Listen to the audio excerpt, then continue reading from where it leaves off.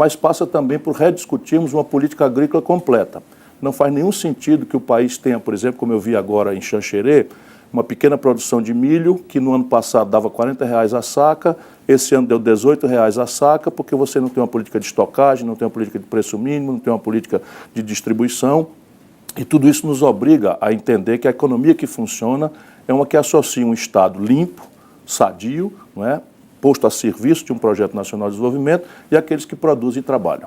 Bom, o senhor falou em financiamento, a próxima pergunta é justamente sobre isso, o Plano Safra. Muitos questionam as altas taxas de juros para o setor e a gente quer saber como viabilizar um crédito rural mais barato na sua visão. A taxa de juros brasileira é a mais criminosa do mundo e nós temos tentado dar ao agronegócio, tradicionalmente, e volto a dizer por merecimento, e à agricultura familiar, uma taxa de juros subsidiada, paga a diferença com dinheiro público em grandes volumes.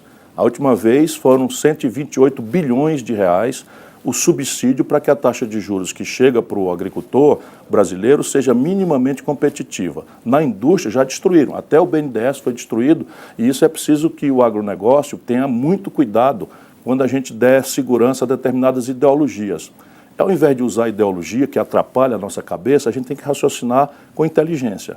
Ou o Brasil subsidia o juro ou o agronegócio quebra em 48 meses. Por isso é clara a minha economia política de garantir no prazo certo, no volume correto e com o perfil correto, a taxa de juros que for necessária, subsidiando quanto for possível. Bom, como fazer isso diante do rombo das contas públicas? Você defende reforma tributária, reforma da Previdência e de que forma bancar, então, esse subsídio? O Brasil, hoje, com menor volume de investimento, o que explica, por exemplo, uma infraestrutura colapsada, que é um dos obstáculos graves da agenda do agronegócio.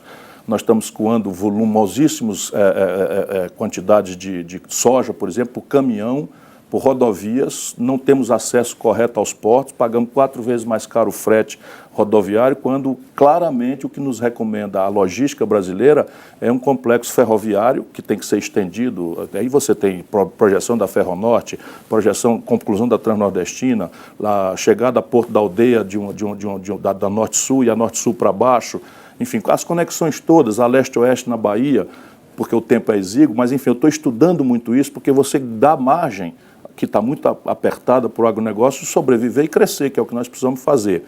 E temos feito graças ao talento e ao arrojo do nosso produtor rural, que está produzindo cada vez mais sem expandir propriamente a área.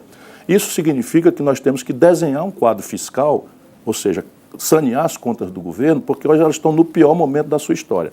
Com o pior investimento, BR-163 parada, BR-319 sem consideração, só para dar 2 grandes vetores, né, no centro-oeste para o norte do país, e nós não temos a capacidade, né, de resolver isso. Isso impõe, então, sim, um debate sobre uma reforma fiscal profunda, que tem um capítulo na área tributária, um capítulo na área previdenciária, mas tem outros capítulos também que nós precisamos considerar. Tá certo. Continuamos, então, com